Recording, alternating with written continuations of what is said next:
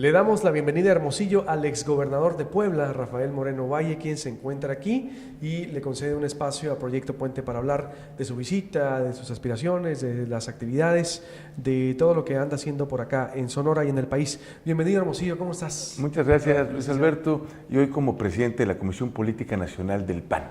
También como presidente de la Comisión Política Esa es mi Nacional. responsabilidad en este momento. ¿Qué hace Moreno Valle? Es la segunda vez que lo vemos en Sonora, no sé si tenga ya otras, pero lo vemos constantemente. Sé que vino a presentar el libro, pero ahorita las visitas que viene se está reuniendo con militantes. ¿Qué anda haciendo por Hermosillo? Con militantes y ciudadanos. Yo te diría que para mí es muy importante Sonora, no solo porque es el segundo estado con mayor territorio del país después de Chihuahua, sino también hay que reconocer que hoy mi partido, el PAN, enfrenta aquí una situación compleja, y yo soy de los que piensa que al toro por los cuernos, que el primer paso para resolver un problema es reconocer su existencia, y aquí tenemos hoy en el Partido de Acción Nacional un enorme reto que es construir la unidad y también, por supuesto, presentarnos como una alternativa a la sociedad. Y por eso no solamente he estado aquí en Hermosillo, sino hemos estado en diferentes municipios. Estuvimos en Ciudad Obregón, en Guaymas, en la visita anterior, estaremos ahora en Nogales y en San Luis Río Colorado.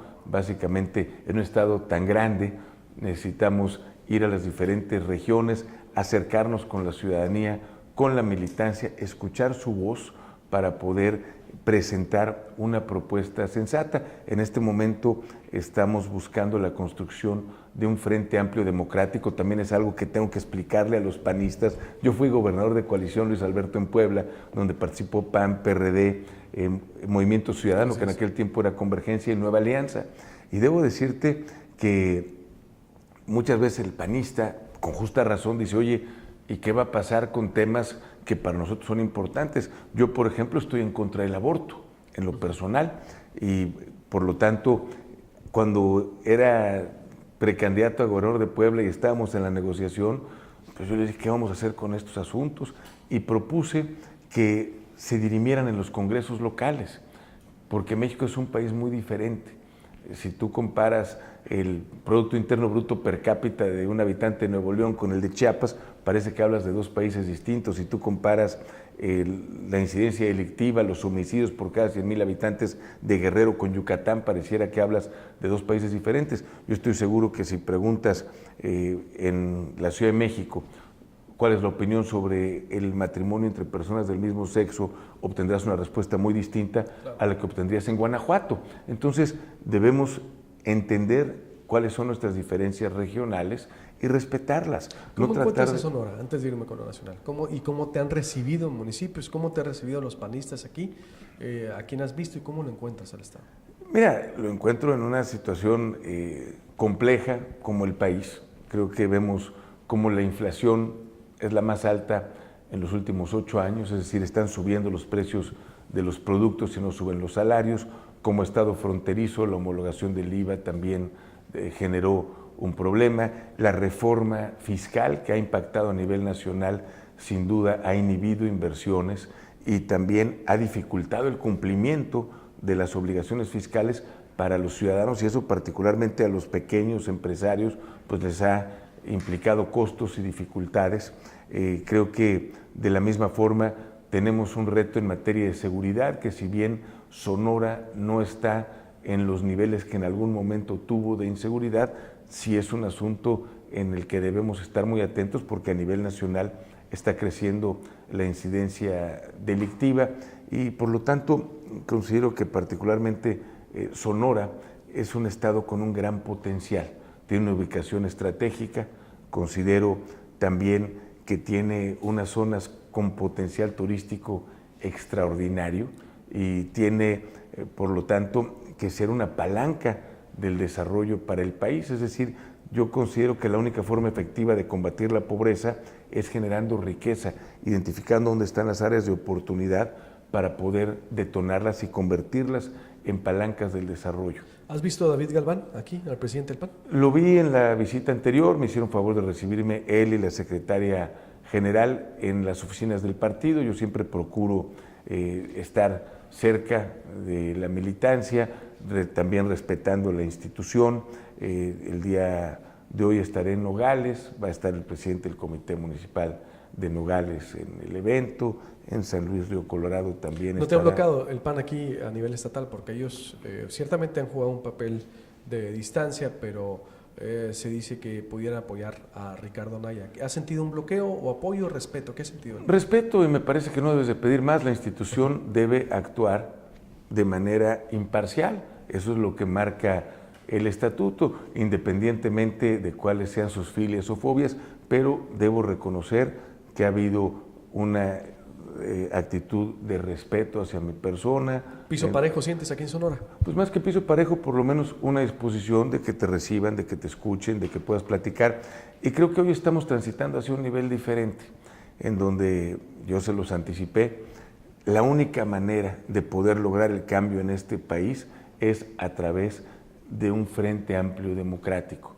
El PAN solo difícilmente podría competir. Y en caso, suponiendo sin conceder que ganara, sería una circunstancia similar al 2006. Ahí me tocó como senador de la República hacerle el linebacker, buscando contener a los que trataban de impedir que Felipe Calderón tomara protesta. Una circunstancia de esa naturaleza, en las condiciones que hoy tiene el país, sería terrible, no te va a permitir salir adelante. Por eso, a falta de una segunda vuelta electoral, que hubiera sido lo ideal, que cada quien compitiera por sus siglas, que cada quien sacara su candidato o candidata, y que después de una primera vuelta electoral, como fue en Francia, se construyera un gobierno de coalición, se sumara a las distintas fuerzas políticas para lograr gobernabilidad y una mayoría estable en el Congreso. Desgraciadamente en México, a falta de eso, tenemos que hacer una segunda vuelta adelantada. Antes de irme con lo nacional, quisiera votar Sonora. Por ejemplo, en el caso de Sonora, ¿quién te apoya? Vemos que el exalcalde López Caballero, su gente anda contigo. ¿Quién más, por ejemplo? ¿O es tu amigo? ¿Te sientes identificado con él? ¿Con quién anda del PAN en Sonora con Rafael Moreno Valle? Bueno, pues hay muchísima gente que nos ha venido acompañando, pues basta que veas las fotografías de los eventos en los que participo, algunos diputados locales, algunos presidentes municipales, algunos expresidentes municipales, pero sobre todo nosotros hemos buscado un contacto directo con la militancia. Yo considero que es fundamental el poder escucharlos, el poder estar cerca, particularmente en momentos muy complicados para el PAN en Sonora. Creo que debemos reconocer que aquí se logró por primera vez la alternancia democrática.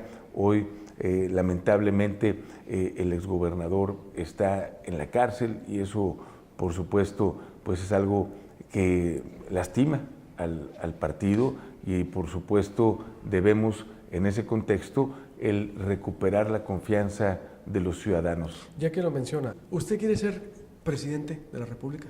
Sin duda, Luis Alberto. ¿Lo va a hacer? ¿Usted va a ser el candidato del PAN? Mira, yo creo que no debiera ser el candidato del PAN, deberíamos ser el candidato de un frente amplio democrático para poder realmente lograr el cambio. Yo estoy convencido que hoy México va por el camino equivocado, que no podemos seguir por el mismo camino y esperar resultados diferentes. Pero antes con lo nacional, ¿por qué usted sí? ¿Por qué los panistas deben de llevar a Rafael Moreno Valle y no a Margarita y a Ricardo? Mira, yo no voy a hablar mal de mis compañeros y compañeras de partido porque considero que la unidad nos hace más fuertes y que eso parte del respeto. Creo que es importante conocer las trayectorias de cada uno, dónde estudió cada quien. Yo te puedo decir que estudié 2 carreras, Economía y Ciencias Políticas en la Lycoming College en Pensilvania, que obtuve el reconocimiento del periódico Wall Street Journal como economista destacado, que fui el mejor promedio de mi carrera en la universidad. Estudié un doctorado en Derecho en la Universidad de Boston, estudié un posgrado en Administración en la Universidad de Harvard. Antes de entrar a la política, entré al sector privado, trabajé en un banco, en Dresdner Kleinwort Benson, desde Nueva York, en Wall Street. Tuve un crecimiento muy importante en esa institución financiera. Llegué a ser vicepresidente para toda América Latina de uno de los bancos más grandes del mundo. Después fui secretario de Finanzas y Desarrollo Social, presidente del Colegio de Economistas de Puebla, diputado local y presidente de la Gran Comisión del Congreso, diputado federal y presidente del Comité de Administración de la Cámara de Diputados. Es decir, en 2003 yo hice el presupuesto de la Cámara de Diputados y es la única ocasión que se bajó, se redujo con respecto al año anterior, porque a mí no me parecía razonable que los diputados le pidieran a todos que se apretaran el cinturón si no predicábamos con el ejemplo. Fui el primer panista en ganar de mayoría el Senado de la República en Puebla en 2006, y eso se dice fácil. Sin embargo, todos los estados alrededor de Puebla los ganó López Obrador. Ciudad de México, Tlaxcala, Morelos, Guerrero, Oaxaca, Veracruz, Hidalgo, Estado de México, todos los ganó Andrés Manuel, pero en Puebla nosotros ganamos, es decir... Por su trayectoria, por eso. ¿Usted por su trayectoria cree que pudiera ser mejor candidato? Bueno, y por los triunfos electorales que hemos tenido... ¿Por qué no Margarita? Mira, insisto, que ella presente su propuesta, ella tiene su libro, yo tengo el mío, lean los dos, comparen las biografías y trayectorias y tomen la mejor decisión. ¿Por qué no Ricardo Anaya? Insisto, hagan una evaluación y tomen la mejor decisión, vean cuántas pregunten. Cuando se habla de un tema electoral, pues creo que es relevante saber cuántas elecciones has jugado y cuántas has ganado, porque no hay presidencias de la República plurinominales. Si quieres ser presidente, tienes que ganar con el apoyo de la gente. ¿Cree que Margarita, al no haber concursado ninguna elección, está en desventaja entonces? Bueno, sin duda, yo creo que la experiencia es importante en cualquier rubro de la vida.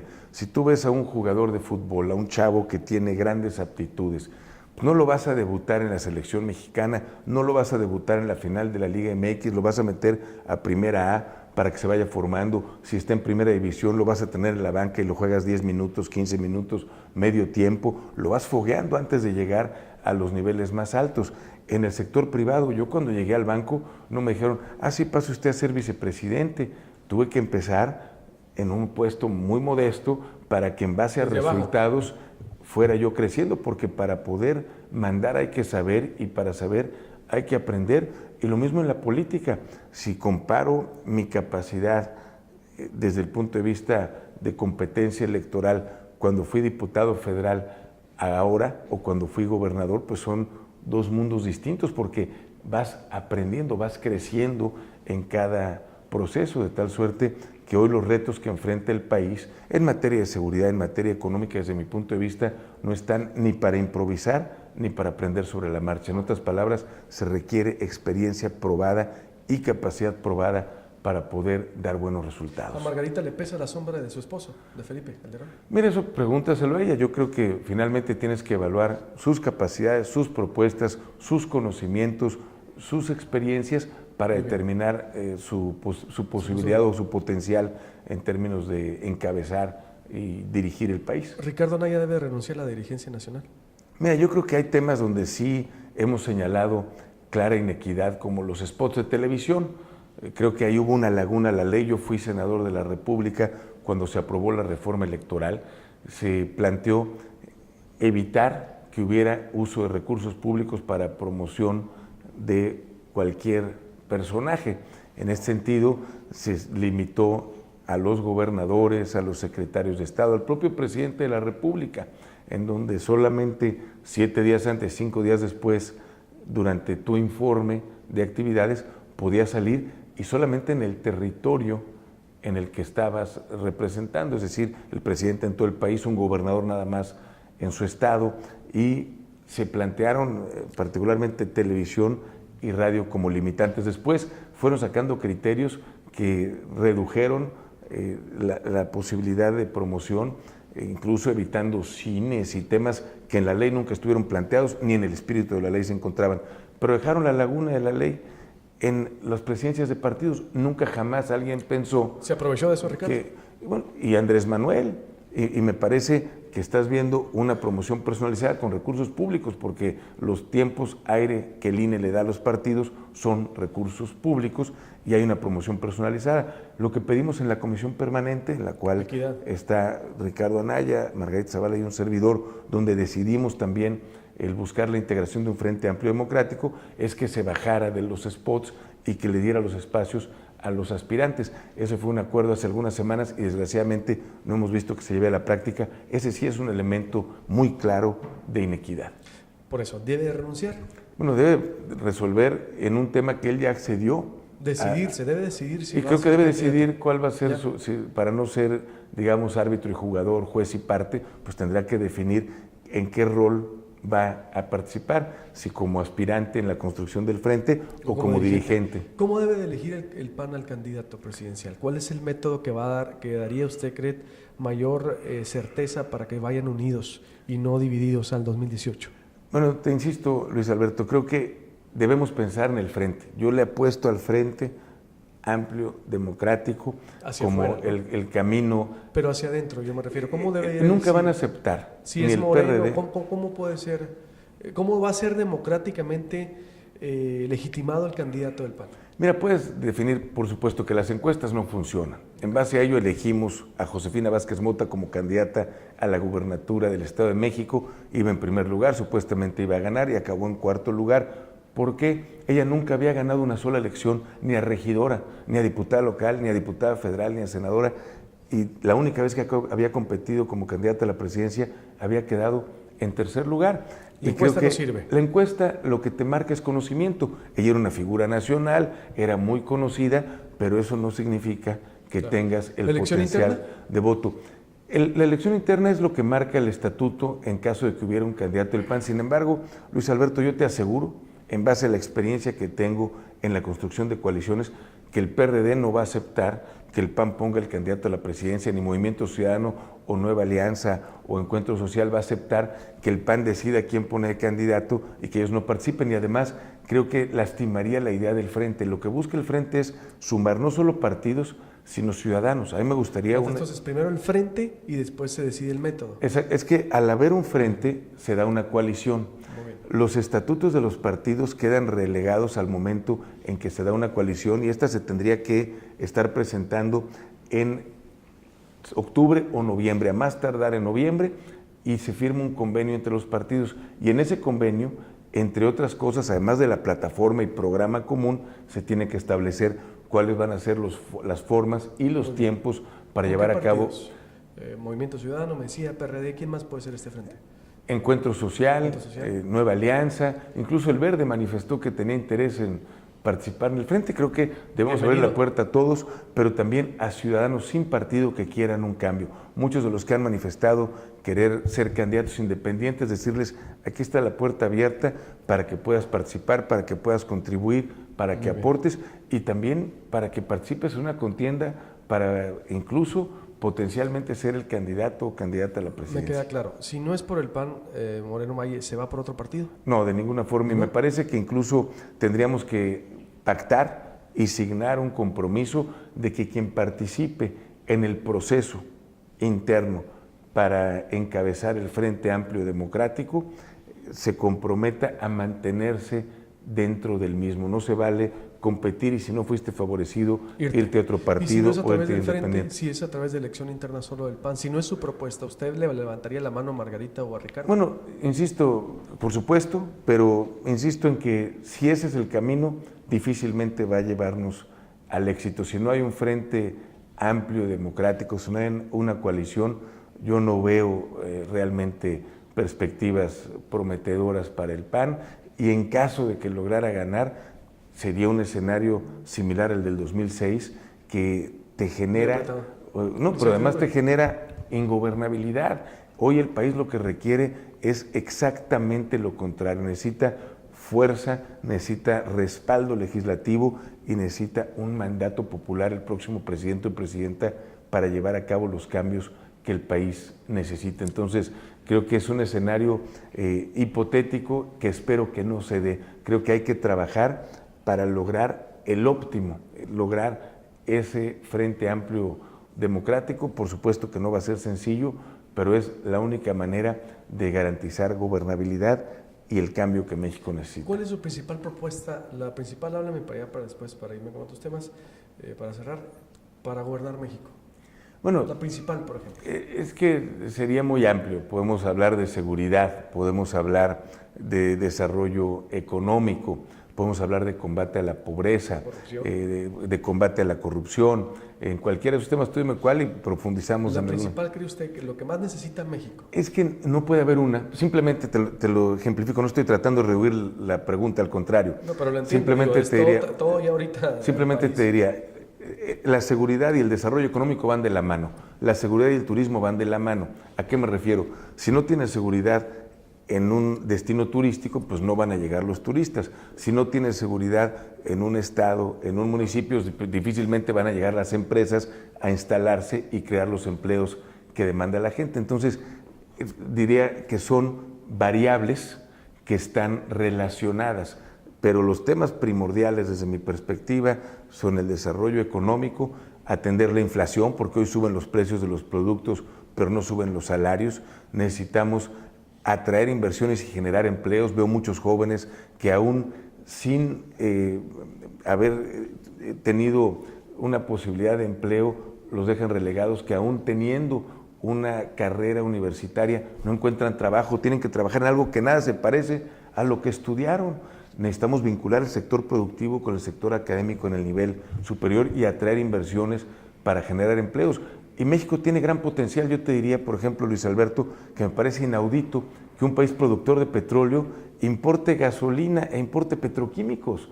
Es decir, estamos dejando áreas de oportunidad extraordinarias para generar empleo en otros países. Y de la misma manera, en materia de atraer inversiones, necesitamos una reforma hacendaria profunda, una reforma en donde todos paguemos impuestos, que el que gane más pague más, que el que gane menos pague menos. Por ejemplo, hoy tienes millones de vendedores ambulantes en el país que en este momento no están contribuyendo un centavo al fisco federal, pero sería un error pensar que no pagan. Le pagan al funcionario corrupto que los extorsiona, le pagan al líder que los manipula. Nosotros queremos que le paguen al gobierno y, por supuesto, necesitamos ampliar la base gravable, necesitamos un esquema que funcione. Si le pides a los ambulantes que tengan una factura electrónica, pues claro que no te van a pagar y no se va a regularizar nadie, pero si les dices, tú paga en función de lo que ganas una cuota fija o un monto determinado en efectivo, son miles de millones de pesos por el volumen del que estamos hablando que entrarían a las arcas del gobierno. Tenemos que buscar una reforma que no privilegie solamente la recaudación, sino la atracción de inversiones. La depreciación acelerada, por darte un ejemplo muy sencillo y básico. Si tú das depreciación acelerada para adquisición de equipos, pues las empresas van a comprar más equipos. Si compran más equipos, pues van a requerir más personal. Entonces, digamos, en la parte económica sería el planteamiento, el desarrollo de infraestructura adecuada, el aprovechar las ventajas competitivas. Aquí tienes Ford en Sonora, nosotros en Puebla logramos llevar, además de Volkswagen, Audi durante mi gobierno, que es la primera fábrica de vehículos de lujo que se instala en el país. México tiene potencial en ciertas zonas del sector automotriz porque ya hay cadenas de proveeduría. Cuando fui gobernador de Puebla, se instaló el primer parque eólico del estado. El viento siempre había estado ahí, pero nadie había aprovechado ese potencial para traducirlo en un beneficio.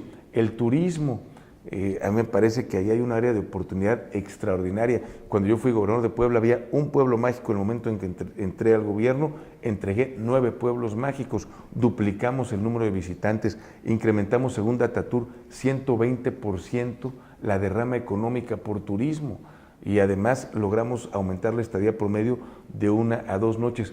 Aquí en Sonora, Puerto Peñasco tiene un potencial extraordinario turístico, pero además por la ubicación que tiene este estado, yo veo un potencial de traer americanos retirados y jubilados. A pesar de la revaluación que ha tenido el peso en las últimas semanas, aún es muy barato México como destino para los norteamericanos. Su moneda es mucho más potente. Tú sabes que hay grandes comunidades de jubilados y retirados en Arizona, en Florida, que buscan climas cálidos. Un lugar como Puerto Peñasco o diferentes lugares del estado de Sonora que quedan cerca.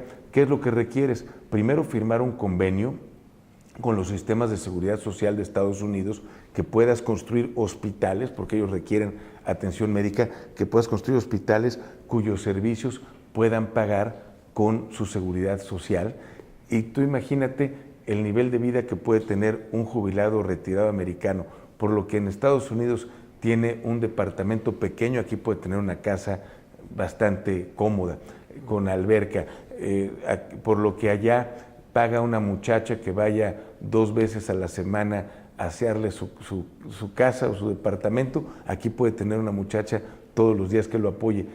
Esas comunidades además requieren mucha mano de obra. Yo pienso en áreas que generen empleo. El turismo es intensivo en mano de obra, porque por la automatización la industria cada vez requiere menos personal. Entonces yo te diría, te estoy poniendo simplemente ejemplos muy concretos de lo que sería el planteamiento y el desarrollo, y tengo la capacidad de hacerlo porque lo he hecho en el sector privado, porque lo he hecho en el sector público. Bien, no, por eso quería preguntarle también de la propuesta, también de lo político, y me voy a lo otro, el libro. Muy bien, ya en lo personal, ya para cerrar, ¿en qué cree Rafael Moreno Valle? ¿En qué se refugia? Bueno, yo creo en la posibilidad de construir un mejor país, construir... Pero en lo personal, ¿en qué cree? ¿Cree en Dios? ¿Es creyente? Sí, por supuesto, creo en Dios y creo en la unidad familiar, creo en los ejemplos, en los principios y los valores con los que me formaron. ¿A quién admira? A mi abuelo, que sin duda fue un hombre extraordinario, a mi padre, cada uno en su ámbito, uno como servidor público, como militar, general del ejército, otro como empresario y filántropo, pero ambos realmente han sido grandes ejemplos a seguir. ¿Cuál es su hobby? ¿O qué es lo que le gusta hacer cuando no está trabajando? Pues me gusta estar con mi mujer y poder ir al cine, me gusta hacer ejercicio, andar en bicicleta, lo disfruto mucho, hicimos muchas ciclopistas cuando fui gobernador de Puebla. ¿Cuál lee? ¿Le gusta leer? Sí, me gusta leer. ¿Cuáles son los libros que lo han marcado? No le voy a decir los tres porque ya está la pregunta muy... Mira, es que además es una mala usada. pregunta porque de niño pues me gustaba Hans Christian Andersen y leía Hansel y Gretel o El traje del emperador y era extraordinario. Después yo creo que cualquier adolescente leyó a Marx y a Engels. Por supuesto, cuando estuve en el banco en Nueva York como financiero, hubo un libro que se llama A Random Walk Down Wall Street, que era muy interesante para entender cómo funcionan los mercados internacionales. Cuando fui secretario de Finanzas en Puebla, leí La herencia de Jorge Castañeda y me quedé picado como una señora se puede quedar picada con una novela, porque se hablaba de las dificultades y las grillas palaciegas. Y en este sentido, pues aplicaba mucho al momento que yo estaba viviendo. Pero yo te diría que libros que realmente son de cabecera para mí, El arte de la guerra, del Sun Tzu, que para mí es extraordinario porque me sirvió tanto cuando fui banquero como cuando fui funcionario, cuando fui legislador realmente. ¿Qué otro? Mira, las 48 leyes del poder de Robert Greene es bastante bueno. Pues muy parecido. Que me gusta mucho.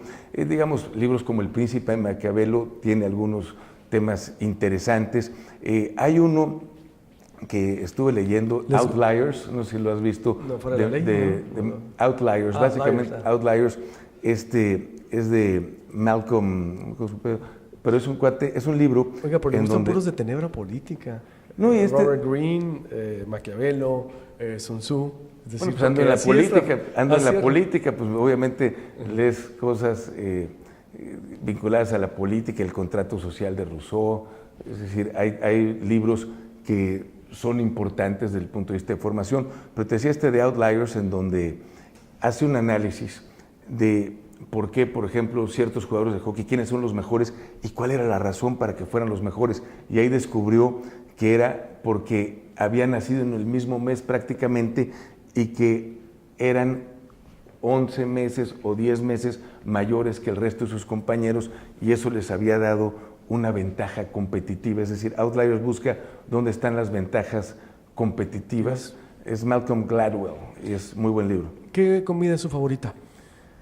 Mira, me encanta el mole poblano, que cada región tiene sus diferentes platillos. Yo creo que la gastronomía mexicana es de las más ricas del mundo. ¿El mole poblano? ¿La carne asada no le gusta? Me encanta la carne, y de aquí de Sonora más. Yo creo que incluso supera los cortes argentinos, es una carne extraordinaria. Y me encantan también en otras zonas en donde hay mar, pues obviamente los callos de hacha y los mariscos también me encantan. Por último, ¿cuál es su personaje favorito de la historia? Personaje favorito de la historia, pues difícil pensarlo, porque yo creo que primero habría que ver si es a nivel nacional o a nivel internacional. Y algo que a mí me apasiona estos temas de la historia, que sucede es que pareciera que en los libros de historia todo es blanco o negro, es decir, o es bueno o malo, y me parece que eso no refleja la realidad de un ser humano. Yo creo que siempre hay una tonalidad de gris, es decir, tú ves a Benito Juárez y solo se hablan las virtudes. Sin duda fue un hombre que logró superarse, nacido en Guelatao, en Oaxaca, y siendo un pastor de pequeño, y sin embargo llegó a ser ministro de la Suprema Corte, presidente de México, a enfrentar la invasión. Sin duda es algo con mucho mérito, pero también podrías encontrar algún defecto. Porfirio Díaz, por ejemplo, pues es un villano de la historia de México. Sin embargo, te puedo decir que jugó un papel muy importante en la batalla del 5 de mayo en Puebla, y que trajo el ferrocarril y tuvo algunas cuestiones que desde mi punto de vista fueron positivas, aunque obviamente el perpetuarse 33 años en el poder, pues convertirse en un dictador, acabar yendo en contra de todo lo que él había propuesto cuando estaba luchando, obviamente le impactó. Pero así puedes ir viendo a los diferentes personajes. Álvaro Obregón de Sonora, obviamente ver cuáles fueron sus triunfos militares, cuáles fueron sus derrotas, cuáles fueron sus méritos, cuáles fueron sus aportaciones. Y creo que puedes encontrar realmente en un país donde tenemos grandes personajes, Pancho Villa, igual, es decir, de pronto es un ídolo, pero también pues tenía situaciones muy complejas. Y algo interesante, Pancho Villa tenía como dos personalidades cerca que influían sobre él. Uno de ellos era Francisco Fierro, que era el duro, el matón, el bronco, y por otro lado tenía Felipe Ángeles, el militar preparado que realmente lo iba orientando hacia otros destinos. Entonces, me parece que la historia es muy interesante, pero cuando hay tantas cuestiones, yo más bien te diría que en cada personaje busco las virtudes, en cada personaje busco el legado, y tratas de tomar eso, porque además quien no conoce la historia está condenado a repetirla. Por último, ahora sí, ¿qué mensaje le deja el PAN de Sonora? ¿Cómo se puede recomponer el PAN rumbo a las próximas elecciones? Porque todavía la imagen de corrupción está muy asentada en la sociedad sonorense. Bueno, yo te diría, Luis Alberto, que necesitamos la unidad, que el adversario no está en casa, está en otras fuerzas políticas, y necesitamos la apertura a la sociedad, apertura a la construcción de este Frente Amplio Democrático, y necesitamos propuestas que realmente reflejen el deseo y el compromiso de un cambio.